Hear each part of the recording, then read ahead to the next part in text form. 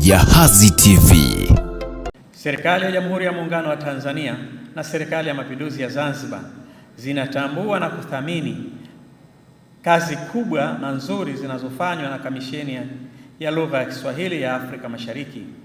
katika kuikuza na kuieneza lugha ya Kiswahili katika Jumuiya ya Afrika Mashariki, ikiwemo kuhakikisha wanajumuiya wa Afrika Mashariki wanatumia lugha ya Kiswahili katika mawasiliano yao ya kila siku,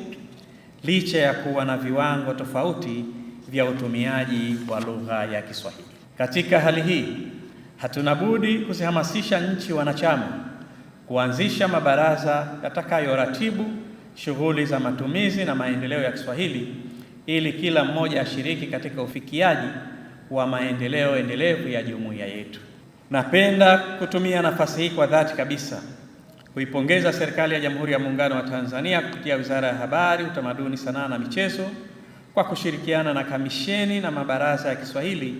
BAKITA na BAKIZA kwa kuweza kuwasilisha maombi yao UNESCO ambayo yamechangia maendeleo ya Kiswahili kuwa lugha ya kazi na pia kuwa lugha ya kwanza yenye asili ya Afrika kupata hadhi hiyo. Hongereni sana na asanteni sana.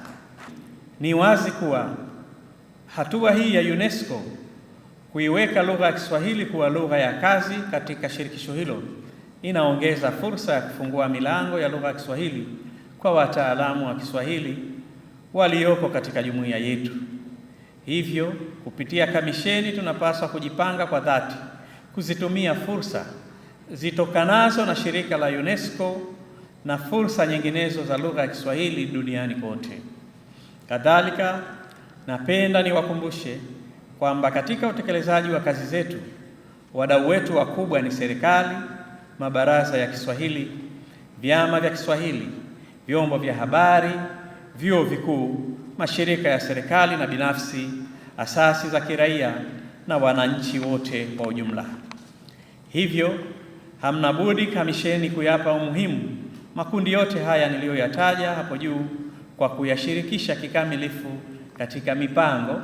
fursa na maendeleo ya lugha ya Kiswahili sambamba na kuhimiza matumizi sahihi ya lugha yetu hii adhimu. Serikali zetu zote mbili, yaani Serikali ya Jamhuri ya Muungano wa Tanzania na Serikali ya Mapinduzi ya Zanzibar, zitaendelea kutoa kila aina ya ushirikiano ambao utahitajika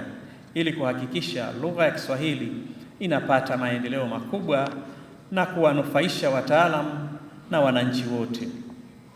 Rai yangu kwa Kamisheni ya Lugha ya Kiswahili ya Afrika Mashariki na taasisi nyingine zote, tusiridhike na mafanikio ambayo tumeyapata pekee,